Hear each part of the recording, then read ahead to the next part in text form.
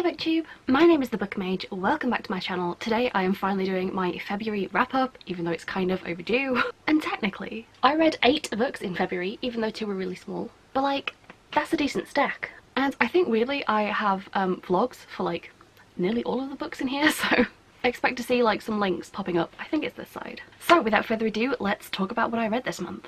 So right at the start of February, I challenged myself to only read fantasy romance books, heavy on the romance, for like the first like week/2 weeks in the lead up to Valentine's Day. So there is a vlog of that somewhere, but the first book I picked up for that challenge was The Shadows Between Us by Trisha Levenseller. So this is a YA fantasy romance that follows a girl who she wants to be the queen, she wants to rule over this land, and the only way for her to do that is to marry the king, to get him to fall in love with her and propose to her so that she can be queen, and then she intends to kill him and take his throne and take his kingdom. So that premise interested me, and as you can tell it has a lovely cover. It gave me like very dark, angsty kind of like gothic vibes. I'm sure you can tell why. Sadly it didn't really come through in the book, so I had kind of expected this to be a lot more about like plotting to actually like kill this king who does have like these, they don't come up much, but there are these like magical shadow powers that he has, and it kind of is that, but it's like a lot of other boring crap as well.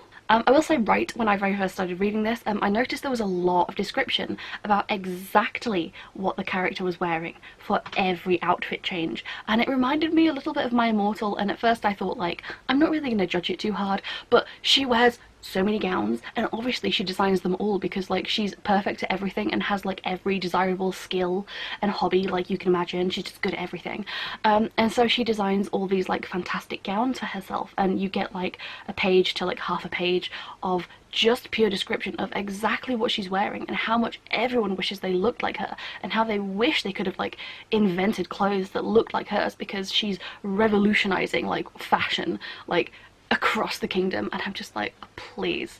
You can kind of see where I'm going to go with this. It did read very young, and it's very like wish fulfillment-y.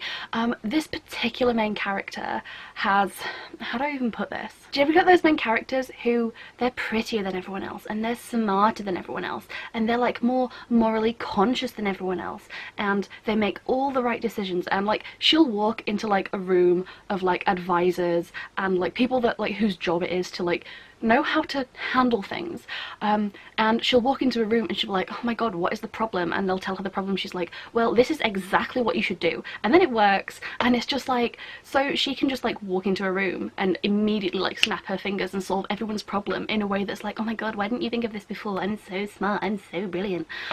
Oh, I hated her so much. I am being kind of harsh. Like, I didn't hate the book as a whole that much, but the main character really did great on me. Everybody wanted to be friends with her, all the men like were falling in love with her, like so many people proposed to her. So yeah, I didn't like this one. I think I gave this a 2 stars? I don't remember. It is very short, but yeah, it wasn't what I wanted. It wasn't dark, it wasn't angsty at all, and like it was very predictable, and it was just kind of crap. I don't know, maybe you would enjoy this. I just didn't feel like there was a lot of plot. I felt like it was really so glaringly obvious like who these villains were going to be. And oh god, this is one other thing. Obviously the villains are the people that are trying to like overthrow the current king, like the assassins, and like there's plots and things going on, blah blah blah, and they're like trying to overthrow the king, right? So they're the bad guys, but yet the main character intends to marry the king and kill him. Like that's her plan from page 1. So I don't know why like they're these evil people that we shouldn't like, and yet we should like her.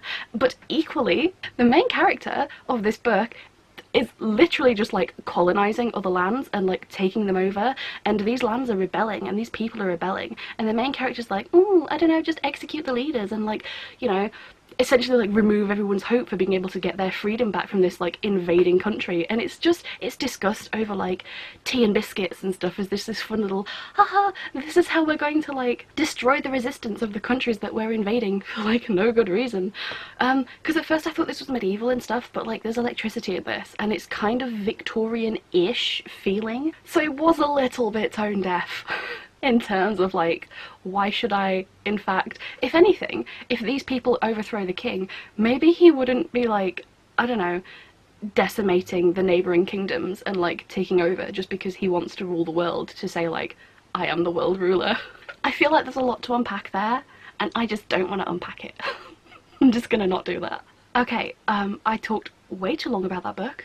But after that I picked up The Cruel Prince by Holly Black, and I in fact ended up reading the entire Folk of Air trilogy, one after the other. And I read this very fast. That's The Cruel Prince is book 1, book 2 The Wicked King, and book 3 The Queen of Nothing. So I actually really liked this series. I think kind of went into this series not really expecting very much. But yeah, I've heard other booktubers talk about this, and everyone I've ever seen has only ever focused on the romance. They just talked about like Jude and Cardan. So I had the impression that this was just like purely going to be focused on the romance, but I did like that there was like significant plot and like character development, and there were like other interesting plot points going on. So I'll try and explain what this book is about without just focusing on the romance. So this book follows Jude, who is one of 3 sisters, and they were all taken away to like fairyland, to Elfhame, when they were very, very young. They're raised by a general, and they're brought up as though they are like actual citizens of like this world. It mostly kind of follows the way that they're all each trying to fit in or not fit in this like very strange elfin like magical land. And Jude specifically, I think she wants to be like a knight, like a guard, and she's really determined to like carve out her place and make something of herself. And obviously there's also like a magical fairy prince romance going in the background. So when I first started reading this book, the beginning really bored me. I want to say like maybe like the first 100 pages I found were really, really boring. I didn't really care about Jude or her sisters like at all, and I did not really care about her like bullies. I didn't care about like Cardan and his like gang of mean rich elves. I just didn't care. But I think once the plot picked up, I won't spoil anything, but there's a certain point in this book where Jude gets like a very specific new purpose, and I was like, finally some plot I can read. And after that point I actually really enjoyed it. I really liked her journey, but I will say that once I was no longer reading about like her, I don't know, standard like daily going to class or like getting bullied, I was like, this is much more interesting to me. It's obviously not the best thing I've ever read. There were a lot of like plot twists and red herrings that I thought were quite obvious, but it was still a pleasant read, and even though I could see things coming a mile away, I was like, I still liked the payoff of those things, because it didn't just focus on like the reveal being the payoff, it was more like what came after. I was still thoroughly entertained by this book and the 2 books after it. I think I gave all of these like a 3 stars, but like a high 3 stars. I didn't think it was enough to be a 4-star book for me, and I do rate everything just on personal taste, so I did really enjoy these, and I kind of flew through them once I got to a certain point. So I think overall I really did enjoy this series, and I do appreciate them being very short and to the point. I thought it flowed pretty well, and these were really easy to binge read. So if you are looking for something like short and like kind of easygoing to binge, but that actually has like some interesting plot points and some good character development, I really like these books. Oh, and one more thing I will say about those books is the anime references. There was a Yuri on Ice reference at one point, and then the other did not specifically like an anime reference, but Cardan has like naked big titty cat girls carved onto like his bedposts, so it turns out elves are just like the rest of us. Oh, and after that I did also purchase and pick up, what's it called? How the King of Elfhame Learned to Hate Stories. You know, I've just read the whole series, I might as well get this out of the way at the same time, just to say that I've read everything. I will say I didn't think it was necessary to read this. I thought the stories were okay, but I didn't really like get into any of them, and I didn't really care that much about any of them, so I'm glad to say that I've at least read it and know like some extra random background scenes, but I don't think it's really necessary to read this, and I don't think it adds anything. But even so, I read this, I can't remember if I gave this a rating or not. Maybe like a 2 stars, because again it's just like an anthology of like very, very short stories following these characters like kind of before and kind of after, and that's about it. Okay, next I picked up some novellas. Last February around this time I did read some very good novellas, and so I figured I should probably try and pick a few up that I didn't manage to get to when I did like my big haul last year. So the first one I picked up was The Test by Sylvain Neuvel. So this is obviously just a very short novella and is about a character who is taking a British citizenship test. And obviously because it's like kind of like a bit of like a speculative slight sci-fi, it does go to some interesting and kind of dark places. I've heard this one talked about a lot on BookTube, and I've heard a lot of people hype it up. I think that might be my downfall with this book. I've heard a lot of people say very, very good things about this, and I've heard a lot of people say like it's kind of like mind-blowing, and that like it's really dark, and that like quite twisted, and I see it, but I think that my issue is I think I am very, very highly desensitized to a lot of very like extreme things. And so like when I hear somebody talk about something and say that it is like that it affected them a lot, or that it was like kind of like a mind-blowing twist, I'd be like, oh okay. And I expect something so much more. I think it was like a little bit dark and there were like a couple twists, but the whole time I was like thinking, when are we going to get to like the thing that everybody must be talking about, and we didn't. So I didn't have the best experience with this. I thought it was okay, but my opinion might be slightly coloured by the fact that other people's reviews of this book made me expect a lot more from it before I picked it up. And so I think if I'd gone in not knowing anything, I might have been more pleasantly surprised by it, but as it was, I was expecting it to get so much worse than it did, and it didn't. And so I was like, oh, that wasn't so bad, which I do not think is the reaction you are meant to have at the end of this book. Yeah, I think I gave this a solid 3 stars. I thought it was fine. I often do feel that with like novellas and short stories and even some shorter novels, sometimes I feel like there is something lacking and that there just wasn't really enough there. So there was nothing that I really disliked about this, but there wasn't really anything that I really liked about it either. Okay, but speaking of books I didn't like, for whatever reason, I picked up The Beautifull Cassandra by Jane Austen. I got this because it was like, how much was this? It was so cheap. It was like £1 or something. It was very inexpensive. And I got this from Waterstones because I needed to qualify for free shipping. I'd rather pay like 80p for a book than like £3.99 for shipping. So I got this as like an add-on because I figure I like Jane Austen. I don't like this though. This is one of her much earlier like short stories. It is kind of shit. It is very, very short, and it basically kind of follows, at first when I read about it, I read that it was going to be like a little bit of like debauchery and like drinking, and this woman who I maybe mistakenly expected her to be like kind of like kick-ass, like at least for like the time period. She's just kind of, I don't like any of the characters in this book. Riotous early stories of drunks, poisoners and prison breaks, and I was kind of interested to see how those things would like appear in more of like a fun way in like a Jane Austen novel. I thought that would be quite fun to see. It just was not. I can find classical literature entertaining. I have read a lot of classics. I just think there's a reason that this one isn't very much beloved. It was a short story from when she was a teenager, and I just don't think it lives up to the hype of like some of her other works. It's not exactly Pride and Prejudice. It was kind of quirky, but ultimately I just did not care for this book at all. I kind of read it kind of dead-eyed. It was a bit of a slog, and I would find myself forgetting like who was who and like who these different characters are. Just was not for me. I'm just going to put this one away now. And the last book I read was actually a very good book, and that was The Spider by Leo Carew. This is book 2 in the Under the Northern Sky series. Book 1 is The Wolf, and I actually read The Wolf last February, so it has been quite nice to read this 1 year later, and in fact I think book 3 comes out February next year, so that will make this kind of like a nice tradition. I will say, after reading this book, I am dying for book 3. Oh, I'm so hyped for book 3. Yeah, so I can't really spoil this book. So in book 1, it's set in kind of like a very realistic, like low fantasy. It's basically Britain.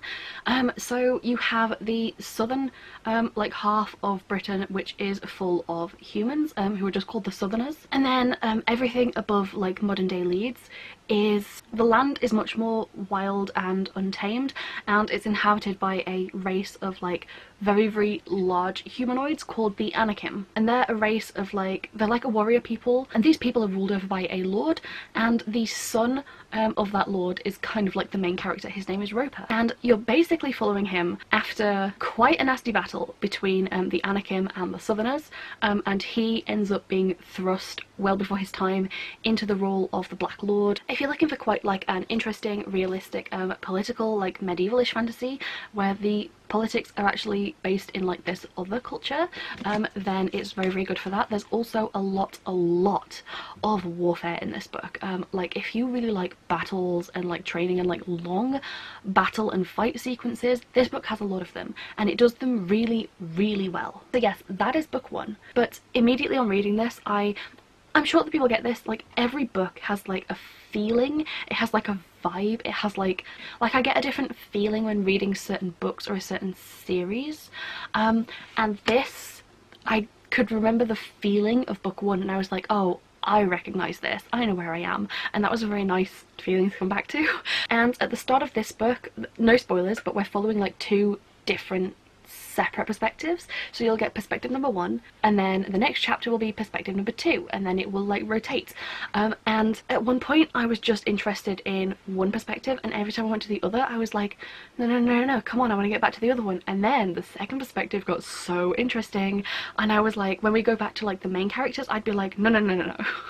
Go back. I want to know what's happening with these other people. And it was such a good, quick, easy read to begin with, because swapping between like these two perspectives was just so entertaining. It was just like the end of every chapter had me forcing my way through the next chapter to get back to the people at the end of that chapter. But once I'd read the next chapter, I then wanted that chapter to continue. Yes, it was very well written. You got me. You tricked me into reading like this book in like 3 days. Oh, I flew through this book. So yes, I loved this book. It is viciously underhyped. I had assumed that like a lot of people had read this book, but when I go on Goodreads, it only has like, I think The Wolf has like 7,000 ratings, and this has like 1,000. You people are sleeping on this book. Seriously, if you want something really like realistic, good fantasy with like a lot of warfare and like very realistic, grounded politics, like no big random fantastical plots, it's just about group of people A versus group of people B, and both sides are kind of good. Please give this a try. It looks thick and intimidating, and so does The Wolf as well, book 1, but I promise I flew through these books. They're not dense at all. They flow so well. There are a lot of words on the page, but every single scene is so interesting, and every actions the character takes are so interesting, and like everything that somebody does, you're like, oh, that's gonna come back soon, or like this is gonna have like implications and consequences, and it's just very good. So yeah, I gave this a very high 4 stars. I rate all of my books based on personal preference. This could definitely be somebody's 5-star book, like no doubt about it. My only reluctance to rate it 5 stars is that whenever I rate a book 5 stars, I just feel it. You know, I'll finish a book and I'll be like, oh wow, that was 5 stars. I'll feel it, I'll know it. I didn't feel that with this book. However, some of my favourite books of all time, like my favourite series of all time, have been 4-star books. And I think this is definitely going up there with like my favourite series, and I'm actually really pleased about that. I really like these books. I can definitely see myself rereading them. I think these are so slept on, they're so underhyped, and if you do like realistic fantasy with like a lot of warfare, and you're really interested in like very realistic, down-to-earth kind of like fantasy cultures that aren't just like ridiculous and too fantastical, this is so the book for you. Please give them a go. They seem chonky, but I promise like they're so easy to like fly through. Okay, those were all the books I read in February. It's quite a lot, and I feel really pleased with myself for actually not just like managing to read something in February, because as we know, I've been on like a bit of a reading slump recently, but I'm also really pleased that I managed to finish one whole series like completely, and I'm now caught up with another series, and this is like a big book to read. This is like, I think it's about 500 pages or ish. I think out of all of these books, weirdly the one it took me the longest to read, I think, was The Shadows Between Us. And I think if anything that says that it does not matter how long a book is, if a book is good, you can like fly through it no matter how many pages are in it. So yeah, anyway, that's it for my little February wrap up. I think I've got some fairly diverse reads in here this month, and yeah, I'm going to try and carry on like this pretty good reading energy into March, and hopefully I can sustain this for like the rest of the year. So yeah, with that said, that is it from me. Hopefully you guys have enjoyed like this little wrap up video, and yeah, I'll see you guys in the next one. Bye!